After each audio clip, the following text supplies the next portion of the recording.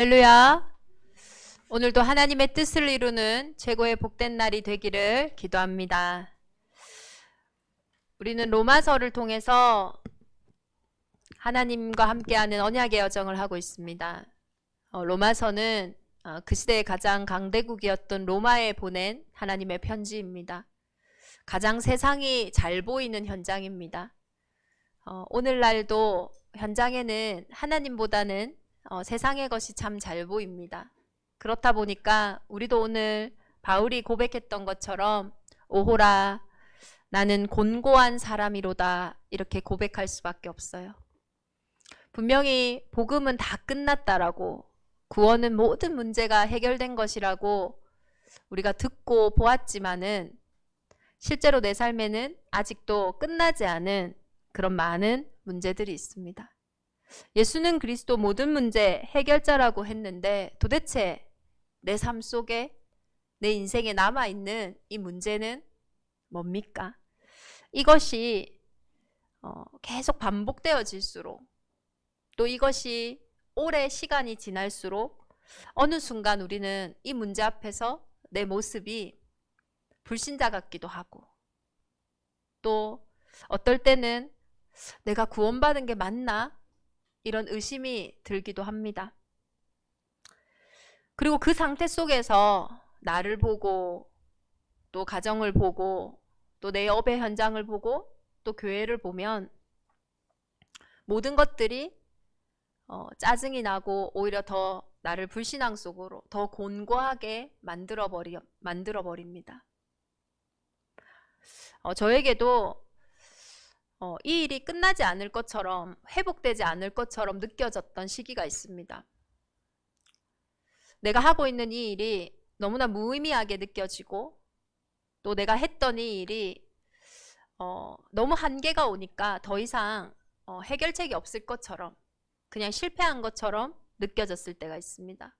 그럴 때는 누구와 대화를 해도 뭐 그때뿐이지 뭐 크게 위로가 되지가 않고, 말씀을 들어도 머리로는 이해는 되지만은 그 말씀이 실제적으로 무너져 있는 내 마음과 내 영적인 상태를 일으키지 못하는 거예요. 그런데 한순간 저의 상태가 탁 역전되어지는 그런 순간이 있었어요. 그 순간이 언제냐? 하나님의 열심이 보여질 때였어요.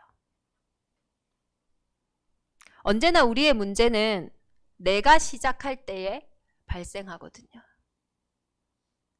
내가 시작하면은 절대로 넘어설 수 없는 게 있습니다. 우리는 절대로 나를 넘어설 수가 없어요. 아무리 좋은 생각이라고 할지라도 내가 생각하는 것 이상은 사실은 생각할 수가 없어요. 아무리 좋은 마음과 또 좋은 뜻을 가지고 하는 것이라 할지라도 내가 하는 능력 이상의 것을 할 수는 없습니다. 그렇다면 내가 시작했을 때는, 만약에 내 생각과 다른 일이 들어온다면, 내 능력 밖의 일이 내 인생에 들어온다면 나는 너무나 힘든 겁니다. 내 생각과 다르니까요. 내 능력 밖의 일이니까요. 그러니 무너질 수밖에 없는 거예요. 우리 인생에 예수가 그리스도 되신 이유는, 하나님이 하신 이유는 사람이 도저히 할 수 없는 사람의 한계 때문입니다. 그래서 하나님이 하신 거예요. 그래서 하나님이 오신 것이고, 그래서 하나님이 그 말씀대로 성취하신 것이고, 지금 우리 안에 성령으로, 능력으로 또 함께하고 계시는 거예요. 그 복음이 하나님의 열심이거든요. 그래서 오호라 나는 공고한 자로다는 끊임없이 나를 생각한 거예요. 나를 생각하니까 그 현실 문제 속에, 그 상황 속에서 곤고함이 찾아올 수밖에 없어요.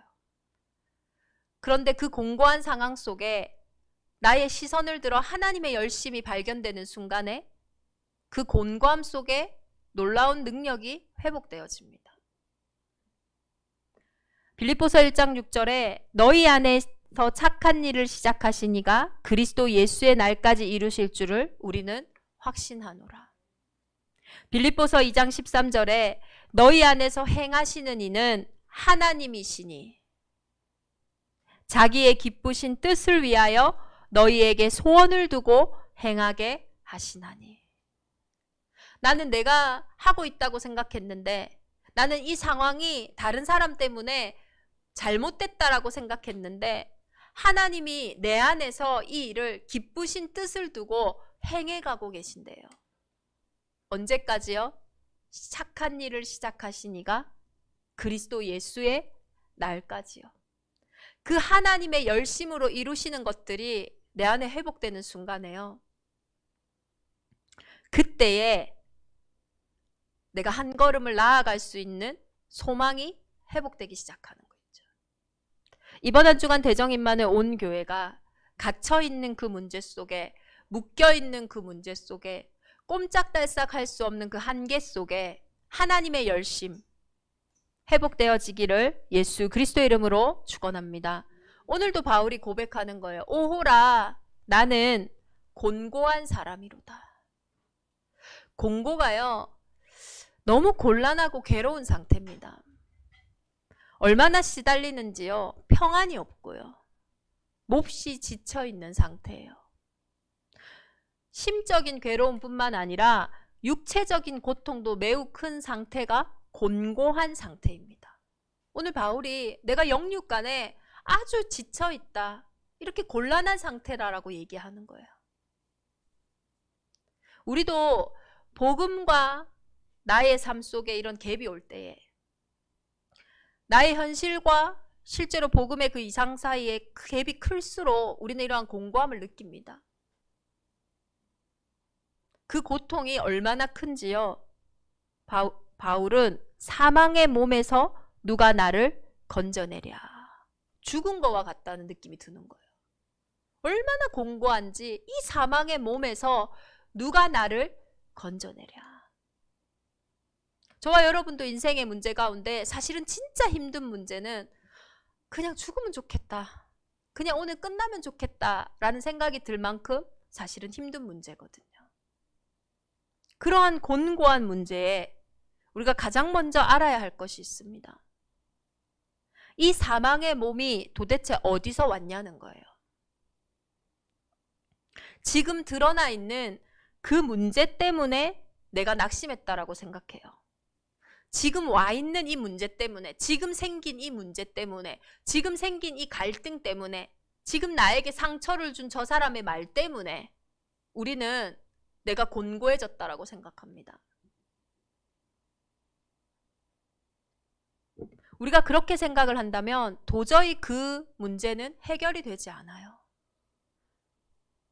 성경은 처음부터 우리가 사망의 몸 때문에 시작했다라고 말하고 있어요.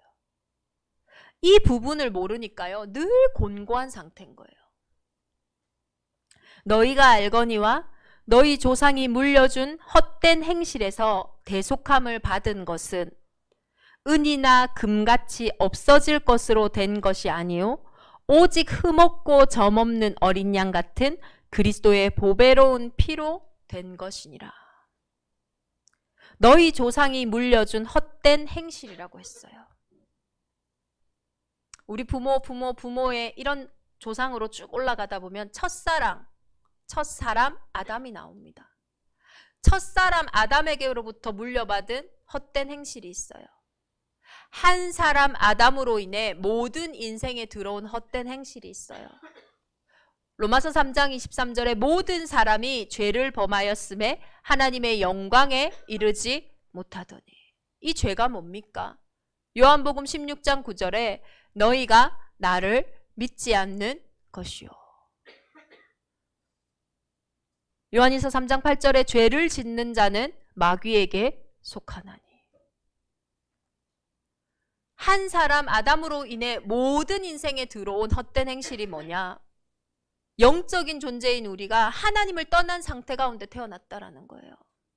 그것이 죄의 상태예요. 죄는요 반드시 저주재앙이 오는 거예요. 아니 너무 신기하다니까요. 우리 교회 건물에요, 새들이 새 집을 지었어요. 아니 새 집을 위해 지어 놓으니까요, 새똥을 얼마나 싸는지 몰라요. 치워놔도요, 그 다음날 되면요 또 똥이 있고 또 똥이 있어요. 죄가 있는 곳에는요 분쟁이 있어요. 죄가 있는 곳에는요 평안이 없어요. 죄가 있는 곳에는요 저주와 재앙이 올 수밖에 없습니다. 그래서 죄와 사망의 법이라고 하는 거예요. 사람들이 많이들 얘기하는 운명, 사주, 팔자예요. 내가 잘못한 것이 아닌데 내 인생에 왜 왔는지 모르겠어요. 내가 실수한 것도 아닌데 왜 이 문제가 반복되는지도 모르겠어요. 나는 해결하려고 노력하는데 노력할수록 더 어려워지는 거예요. 내 마음과 내 생각인데 도대체 내 마음과 내 생각이 내 마음대로 되지가 않는 거예요. 너희 조상이 물려진 헛된 행실에서 한 사람 아담으로 인해 우리의 인생에 들어온 근본의 문제요, 내 영혼에 생긴 영적인 문제예요. 이것을 모르고요, 이것으로부터 오게 된 눈에 보이는 문제만 늘 붙잡고 있으니까요, 근본이 해결이 안 되는 거예요. 저희가 아무리 새똥을 닦고 치워도요, 오늘 나가보면 또 있을 거예요. 왜요? 근원적인 근본인 새 집이 없어지지 않는 이상은요. 내 인생에 이 수고하고 무거운 곤고한 상태를 없애보려고 우리는 너무나 수고하고 노력하지만 그거는 일시적인 거예요. 잠깐 해결하는 거예요. 이것이 반복되어질수록 더욱더 공고한 상태가 되어지는 겁니다. 예레미야서 13장 23절에는 이렇게 기록하고 있습니다. 굿스인이 그의 피부를, 표범이 그의 반점을 변하게 할 수 있느냐? 할 수 있을진데 악에 익숙한 너희도 선을 행할 수 있으리라. 만약에 굿스인이, 아프리카인이 자기 피부를 하얗게 할 수 있다면, 만약에 표범이 그 표범에게 있는 반점을 변하게 할 수 있다면 너희도 너희의 악을 선으로 바꿀 수 있을 것이다. 무슨 말입니까? 절대 불가능하다라는 말이에요. 날 때부터 모든 사람에게 가지고 있는 이 원죄의 문제는 사람의 힘과 사람의 능력으로는 해결할 수 없다라는 거예요. 검은 피부를 가지고 태어났어요. 어떻게 하얀 피부로 바꿉니까? 표범이요, 어떻게 자기에게 나 있는 그 자국을 바꿀 수 있습니까? 사람은 사람의 문제를 해결할 수 없어요. 사람은 사람의 인생의 운명을 바꿀 수 없어요. 그렇다면 우리는 우리의 생각, 우리의 마음, 내가 태어나는 거, 내가 죽는 거 마음대로 할 수 있어야 돼요. 그게 내 인생의 주인이죠. 그래서 로마서에서는 중요한 세 가지를 말하고 있는 겁니다. 우리가 이 영적으로는 완전히 죽은 문제이기에, 절대 불가능한 문제이기에, 영적인 문제로 온 내 삶의 문제라면, 그게 아무리 작은 문제일지라도, 영적인 문제로 온 인간관계 문제라면, 영적인 문제로 온 경제 문제라면, 영적인 문제로 온 내 성격의 문제라면, 영적인 문제로 온 내 가정과 사회 문제라면, 그것이 아무리 작게 느껴질지라도 그것은 절대 해결되지 않아요. 그러나 그 영적인 문제가 아무리 클지라도 오늘 하나님이 약속하신 이 세 가지가 내 인생에 확인되어지는 순간 아무리 그 큰 문제도 끝나는 거예요. 그 첫 번째 언약이 뭡니까? 무릇 그리스도 예수와 합하여 세례를 받은 우리는, 세례예요. 세례는요, 물에 들어갔다가 물 밖으로 나오는 거예요. 로마서 6장에 말하고 있습니다. 예수 그리스도와 함께 나의 모든 약한 것들이, 망할 것들이 죽었다라고요. 죄의 삭은 사망입니다. 그래서 죄 없는 그리스도가 여자의 후손으로 오셔서 십자가의 죽으심으로 내 인생의 근본의 죄의 문제를 완전히 끝내신 거예요. 그래서 그 그리스도와 합하여 죽음으로써 내 인생의 원죄가 끝난 겁니다. 그리고 죄를 짓게 하는 마귀의 권세, 흑암의 권세를 이기시고 참 왕이 되시기 위해서 부활 승리하셨어요. 그래서 세례를 받는다는 것은 그 그리스도와 함께 약한 것이 죽고 이제 그리스도와 함께 살아남으로써 다시 그 물에서 나옴으로써 새 생명을 얻었다라는 거예요. 그래서 하나님은 나를 어떻게 보시나? 예수님을 통해서 보시는 거예요. 예수님을 통해서 저와 여러분을 보시기 때문에 이전 것은 지나갔으니 보라 새 것이 되었도다. 새로운 피조물로 저와 여러분을 오늘 보시는 거예요. 이것이 저와 여러분의 시작인 겁니다. 두 번째 언약이 뭡니까? 너희가 본래 죄의 종이었더니 죄로부터 해방되어 의에게 종이 되었느니라. 종은요, 자유의지가 없어요. 그게 종입니다. 아무리 예쁘게 태어난 종이라도 내가 종의 신분을 가지고는 주인이 시키는 대로 하라고 할 수밖에 없어요. 아무리 실력이 좋아도 내가 주인보다 실력이 좋아도 주인이 하는 일을 할 수 없어요. 종은 주인이 시키는 것을 해야 합니다. 죄의 종이라는 건 뭡니까? 내 노력으로도 내 의지로도 죄로부터 온 저주와 재앙, 운명사주팔자에 내가 그대로 사로잡혀 있다라는 거예요. 내 마음대로 안 되는 거예요. 내 마음대로 내 인생이 안 풀리는 거예요. 원치 않는 문제, 이것에 나는 전혀 원치 않는데 죄의 종노릇하고 있기 때문에 원치 않지만 그 문제 속에 그대로 빠져 있어야 되는 거예요. 이 생각, 나는 안 하고 싶은데 그 생각 속에서 벗어날 수가 없어요. 내 마음대로 할 수 있는 게 하나도 없어요. 그 문제만큼은. 그게 죄의 종이에요. 그런데 이제 우리가 의의 종이 되었대요. 이 말이 뭡니까? 망할 자격이 없다라는 거예요. 죄의 종은 망하고 싶지 않아도 그 문제에서 망할 수밖에 없었다면, 의의 종은 내가 이제 망할 수밖에 없는 상태일지라 할지라도 더 이상은 망할 수 없는 신분이라는 거예요. 그래서 로마서 8장에는 그 어떤 것도 그리스도 예수 안에서 우리의 인생을 끊을 자가 없다라고 말씀하시는 겁니다. 그리고 오늘 로마서 8장에 중요한 세 번째 언약이 나와요. 한 아내가 남편이 있는데 이 남편이 살아있을 때에 다른 남자에게 가서 결혼을 해요. 그러면 그 아내는 음녀죠. 왜? 남편이 살아있으니까. 그런데 만일 그 남편이 죽으면 남편의 법에서 벗어난다라고 했어요. 이 비유를 든 이유가 뭡니까? 이전에는 너희가 죄, 율법과 결혼한 자였다. 그런데 이제는 세례받음으로 의의 종이 됨으로써 율법의 남편이 죽고 이제는 은혜 아래, 은혜와 다시 결혼했다. 그러면 이제는 은혜 남편과 살아야 되잖아요. 그런데 우리의 생각과 마음, 우리의 삶이요, 아직도 그 율법의 남편에 매여 있는 거예요. 그러니까 어떻게 됩니까? 생명에 이르게 할 그 계명이, 그 율법을 통해서 우리는 내가 절대 불가능하구나, 정말로 그래서 그리스도가 내 인생에 오셨구나를 회복해야 하는 생명에 이르게 할 그 계명이 내게 대하여 도리어 사망에 이르게 하는 것이 되었도다.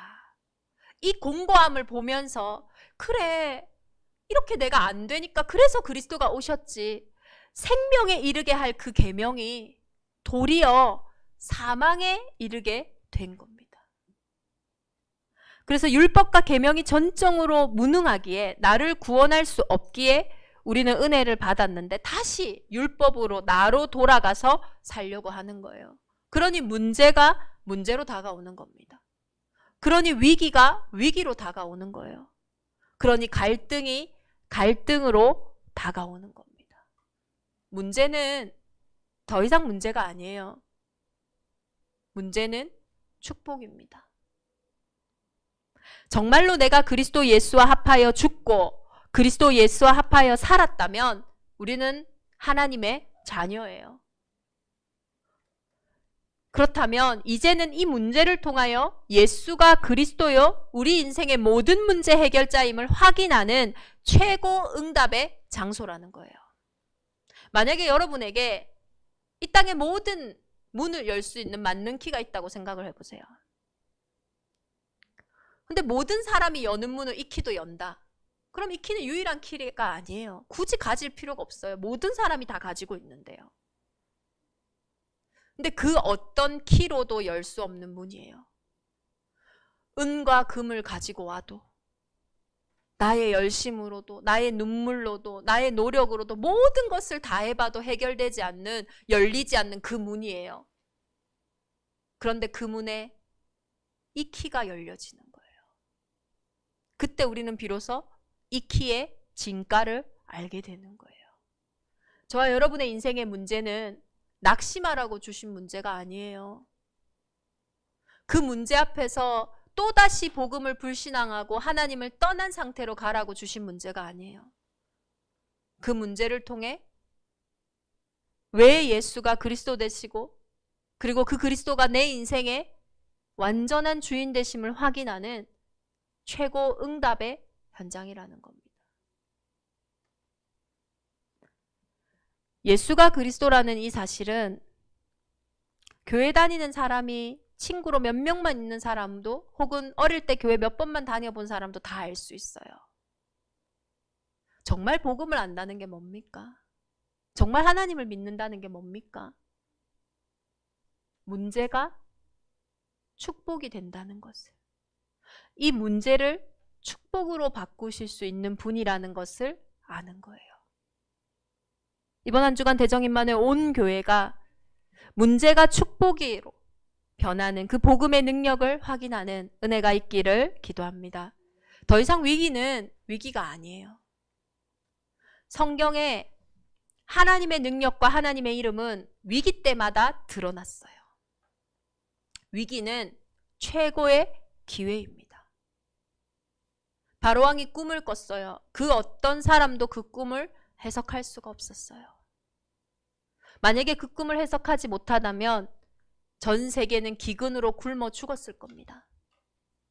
그러나 그 위기 때에 기회가 있었어요. 요셉을 통하여 하나님은 그 꿈을 해석하게 하셨고 그 일을 통하여 하나님의 영에 감동된 사람으로 그 애굽의 왕과 많은 사람들이 요셉을 보고 고백했어요. 골리앗은 이스라엘에게 최고의 위기를 안겨줬어요. 이스라엘의 그 군사들도 골리앗 앞에서 벌벌벌벌 떨었습니다. 저와 여러분의 인생에 가문이 무너질 수 있는, 가정이 큰일 날 수 있는, 내 직장의 업이 무너질 수 있는 위기가 옵니까? 관계 속에 위기가 옵니까? 그 위기는 대적이 무릎 꿇는, 만군의 여호와의 이름이 정말로 선포되어지는 최고의 기회인 줄 믿습니다. 그렇다면 우리는 위기를요, 기쁨으로 볼 수 있어요. 그 위기 앞에 설레일 수 있어요. 그때에 흑암이 무너지는 겁니다. 그래서 위기를 탁 뒤집으면 기회잖아요. 그 십자가의 능력이 저와 여러분에게 있기를 기도합니다. 그리스도께서 우리를 자유롭게 하시려고 자유를 주셨으니 그러므로 굳건하게 서서 다시는 종의 멍에를 매지 마라. 종이 아닙니다. 죄의 종이 아니에요. 죄와 사망의 법에서 생명의 성령의 법으로 저와 여러분은 해방받았어요. 그렇다면 더 이상 저와 여러분에게 다가오는 위기가 아니고 그것은 의의 종임을 확인하는 기회입니다. 내가 가지고 있는 구원이 뭔지를 확인하는 기회라니까요. 여러분, 복음에 진짜 굳건하게 서서요, 다시는 종의 멍에를 매지 마세요. 갈등은요, 갱신하면 됩니다. 이제 새로운 은혜의 남편을 만났어요. 그러면 새 남편과 살 때는 새로운 삶인 거예요. 그런데 아직도 우리는 과거의 계세에 자꾸 매달려 있는 거예요.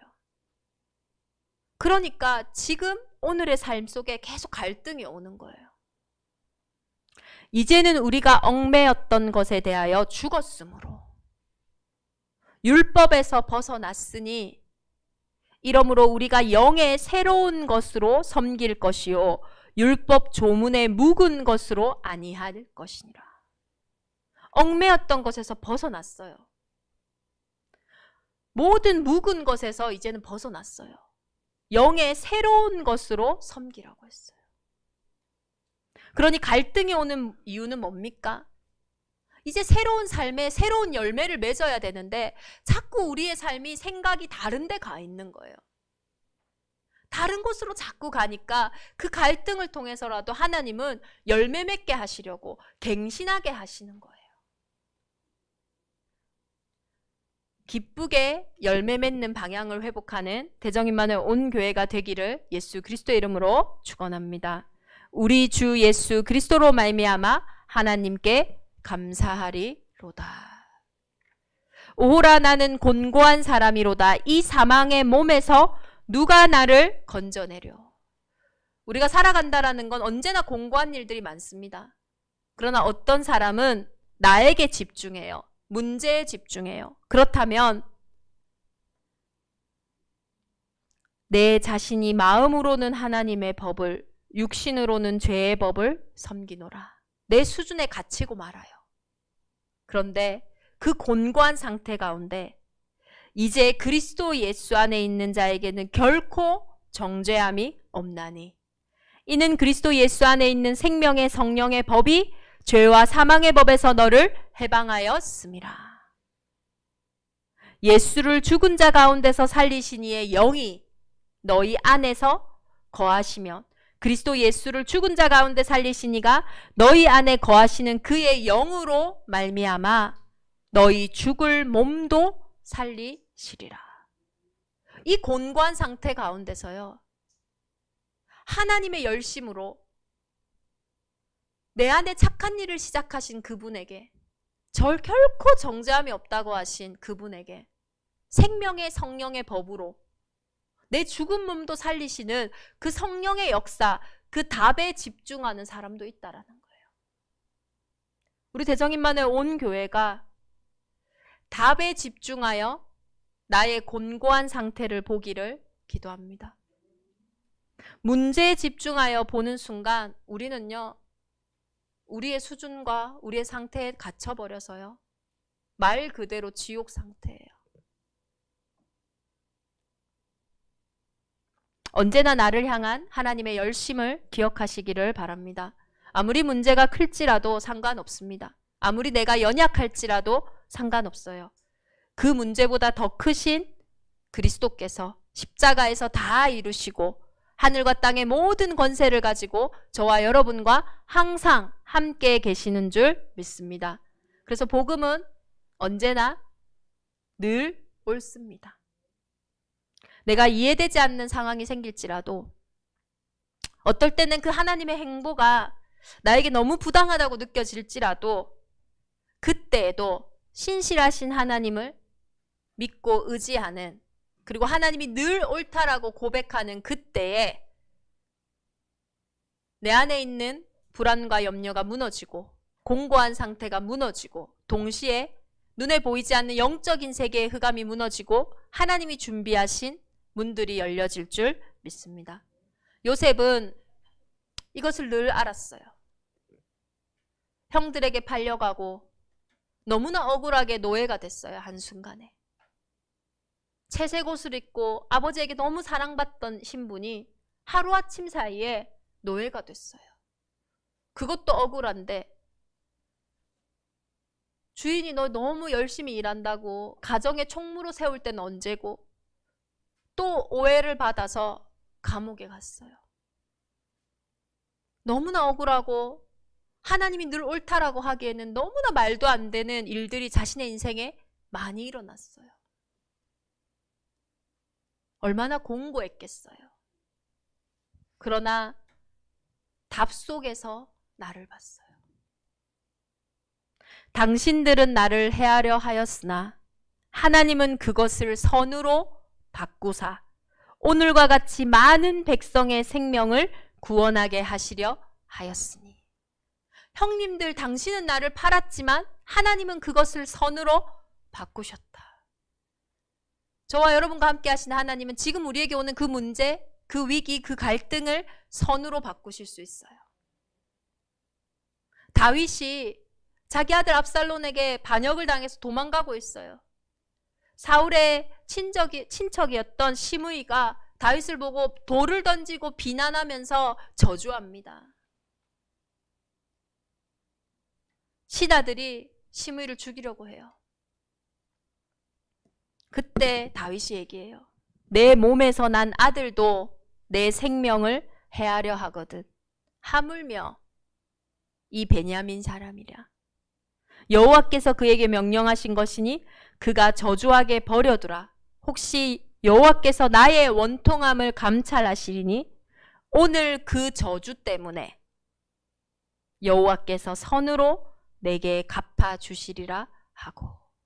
저와 여러분이 당한 그 억울함 때문에, 그 저주 때문에, 그 문제 때문에, 그 갈등 때문에, 그 위기 때문에 하나님은 그것을 선으로 바꾸시는 거예요.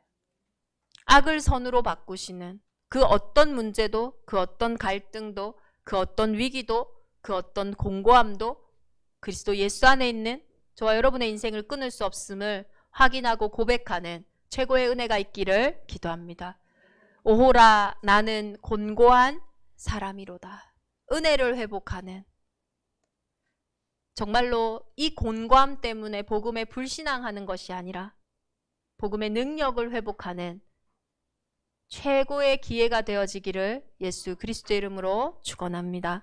우리 주신 말씀 붙잡고 함께 기도하겠습니다.